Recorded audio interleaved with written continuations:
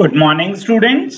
आज abstract algebra की हमारी पार्ट 8 क्लास है। अभी तक की क्लासेस में हम समूहों की अवधारणा क्या होती है, समूहों के गुणधर्म क्या होते हैं, उन सब चीजों के बारे में जान चुके हैं। आज हम एक नई अवधारणा पर काम करेंगे। जैसा कि आप जानते हैं, जब हमने ये पेपर स्टार्ट किया था तो मैंने आपसे कहा था कि आप समुच्चय के बारे में अवश्य पढ़िए। समुच्चय जब हम पढ़ते हैं तो समुच्चय के साथ में आता है वर्ड उपसमुच्चय।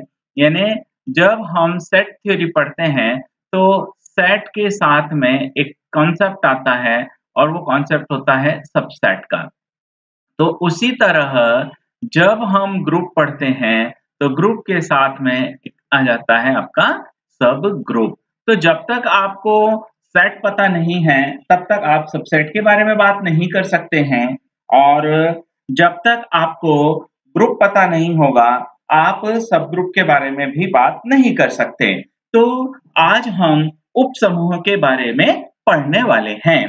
तो उपसमूह क्या होता है, उपसमूह का निर्माण क्या है, उपसमूह के गुणधर्म क्या हैं, ये सब पढ़ने के पहले हम बेसिक बात करेंगे कॉम्प्लेक्स की। इसी से आगे चलकर उपसमूह का निर्माण होता है, यानी कॉम्प्लेक्स की अवधारणा पहले आपको समझना है।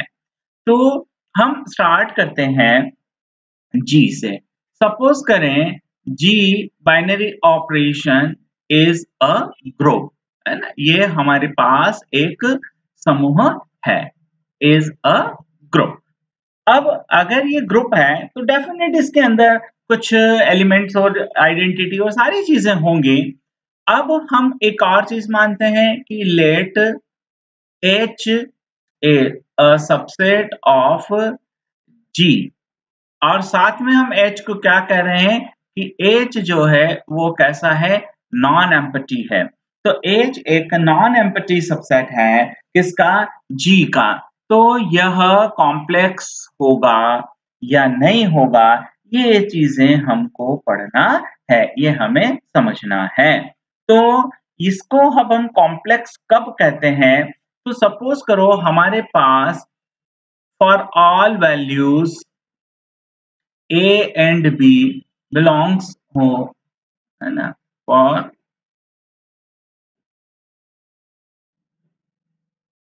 की बड़ी दिक्कत है। और ये सर्कल शेप सीधे सीधे ले लेता माइक्रोसॉफ्ट, देखो ये अंडू भी नहीं होगा। तो for all values A and B belongs to H implies that A B belongs to G। क्यों? क्योंकि H क्या सबसेट है और G क्या है, आपका एक ग्रुप है। तो ए बाइनरी ऑपरेशन बी क्या होगा, जी के अंदर होगा। अब यदि इससे हम ये निकाल पाए, क्या निकाल पाए कि ए बाइनरी ऑपरेशन बी भी एच में हो, अगर ये कंडीशन आ जाती है तब हम H को जो है वो क्या कहेंगे, एक कॉम्प्लेक्स कहेंगे। तो इस तरीके से H जो है वो कॉम्प्लेक्स कहलाएगा। कब कॉम्प्लेक्स कहलाएगा, जब आप ये बता पाए for all values AB belongs to H implies A binary operation B belongs to H। तो जब ये आप प्रॉपर्टी सेटिस्फाई कर देते हैं तब हम H को क्या कहते हैं कि H एक कॉम्प्लेक्स है। तो ये कॉम्प्लेक्स होने के लिए आवश्यकता है, इसको हम बोलते हैं कॉम्प्लेक्स।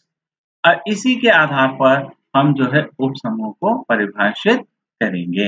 तो उपसमूह की परिभाषा बहुत ही सरल और बहुत ही साधारण परिभाषा है। वह यह है कि late G binary operation star is a group and H is a non-empty H is a non-empty subset of G. Then H is called a subgroup.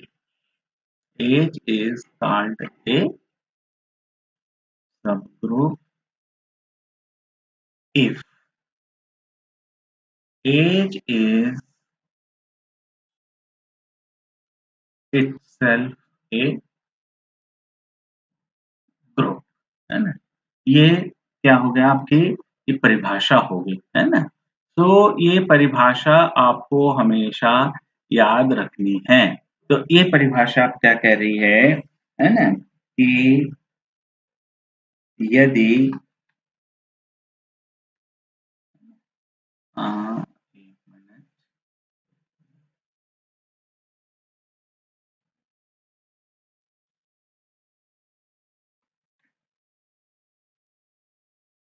यदि जी एक जी ऐसा कैपिटल में नहीं आ रहा, चलो मैं हाथ से ही लिख देता हूँ, मेरे लिए वो ज्यादा कन्वीनियंट होता है बजाय इसको लिखने के। तो मैं undo कर देता हूँ, हाथ से ही लिख देते हैं, बस कलर चेंज कर देता हूँ, है ना। ये इसलिए लिख रहा हूँ मैं, तो बहुत पूरे पेपर में आपको ये काम आएगी परिभाषा। यदि जी बाइनरी ऑपरेशन एक समूह है तथा H, G का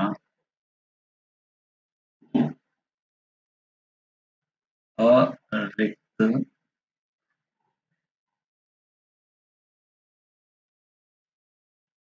उप समुच्चय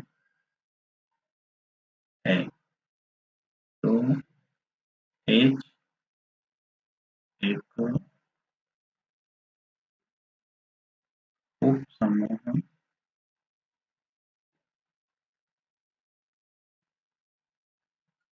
कहलाता है।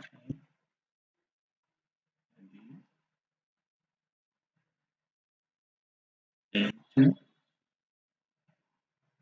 स्वयं एक समूह हो। ये हमारी परिभाषा हो गई। किसकी परिभाषा हो गई? उपसमूह की। दोनों मैंने हिंदी इंग्लिश दोनों में इसलिए लिखा है क्योंकि आपको ये परिभाषा बहुत काम आने वाली है। आपको ये रेफरेंस बार-बार जब भी कोई हम क्वेश्चन या थ्योरम सॉल्व करेंगे तो बार-बार हमें इनका रेफरेंस देना होगा। ये हमें यहाँ पर ये हमारा उपसमूह हो गया। अब हम कॉम्प्लेक्स से रिलेटेड कुछ थ्योरम्स और कॉम्प्लेक्स की कुछ प्रॉपर्टीज करेंगे, है ना। तो सबसे पहले हम बात करते हैं, है ना, कॉम्प्लेक्स का गुणा, है ना।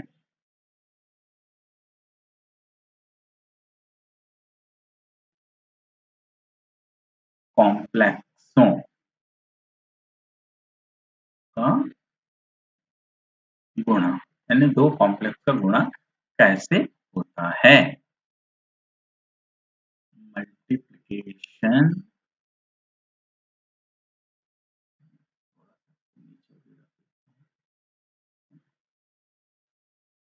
मल्टीप्लिकेशन ऑफ कॉम्प्लेक्सेस, है ना। कॉम्प्लेक्स का गुणा हम कैसे करें? तो कॉम्प्लेक्स का गुणा करने के लिए हम लेते हैं, सपोज करो late G binary operation is a group from H and K are two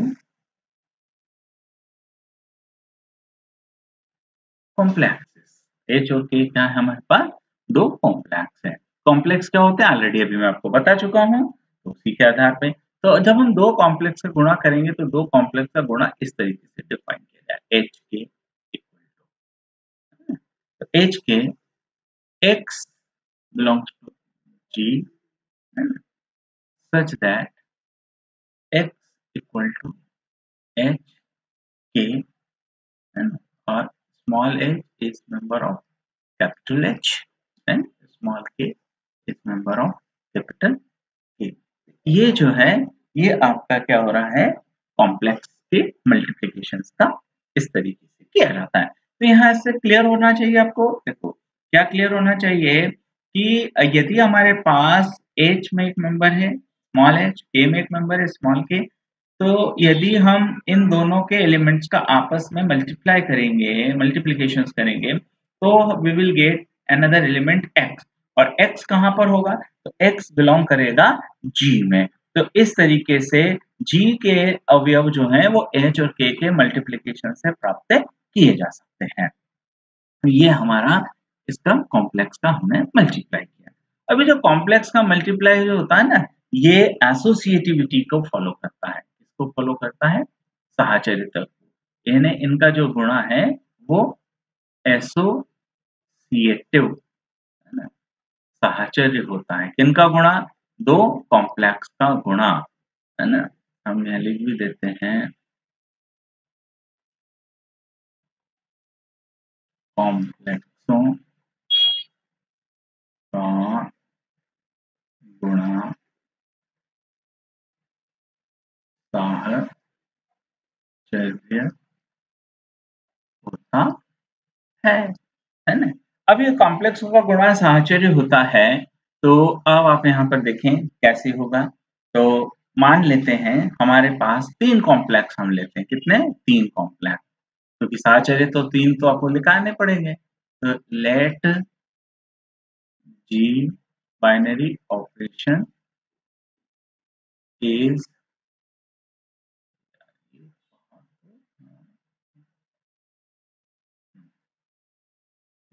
is a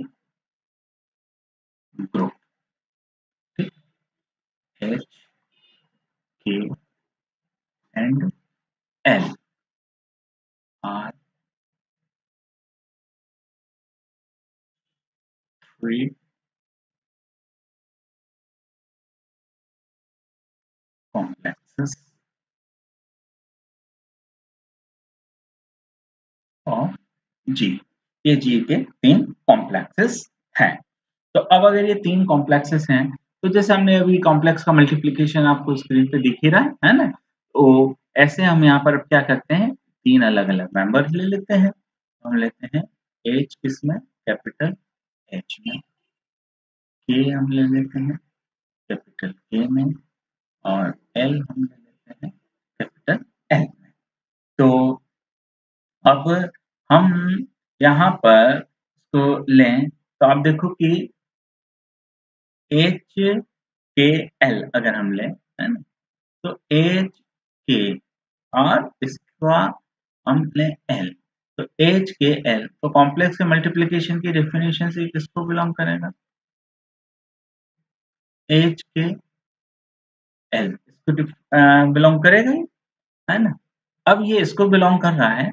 अब अगर हम ये लें है ना H K L तो अब देखो H K L can be written as H K L why क्यों कर सकते हैं क्योंकि बिकॉज H K L किसके मेंबर है G के भी मेंबर है ना।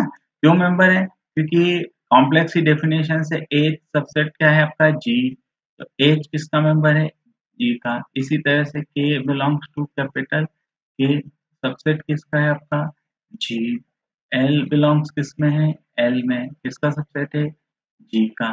तो इस तरीके से बिकॉज ये G में बिलोंग कर रहे हैं तो G के अंदर तो क्या होगा एसोसिएटिव है क्योंकि आपका G क्या है ग्रुप है ना। तो H K L equal to H K L इसके अंदर G के अंदर। तो अब आप देखो कि ये यहाँ पर आपका इसमें आ गया। अब H K L जो है ये आपका किसमें हो गया ये आपका हो गया H के एल में। तो इस तरीके से आपका मेंबर एच के एल कहाँ था, इसमें था ना, तो इससे क्या निष्कर्ष निकला कि एच के एल जो है सबसेट है इसका एच के एल। अब अगर इसी तरीके से सिमिलरली, है ना, इसी तरीके से हम आगे बढ़े तो similarly we can show what we can show, so we can show that H K L is subset of H K L। तो यहाँ पर जैसे हमने ये शो किया वैसे ये शो कर सकते हैं, है ना। तो अब इन दोनों से, है ना, इन दोनों से क्या कंक्लूड निकलता है, ये दोनों से, तो क्या हो गया हमारा, हेंस एच के एल इक्वल टू एच के एल। तो कॉम्प्लेक्स का जो मल्टीप्लीकेशन होता है वो कैसा होता है, एसोसिएटिव होता है ना, ये आपको ध्यान रखना है ना।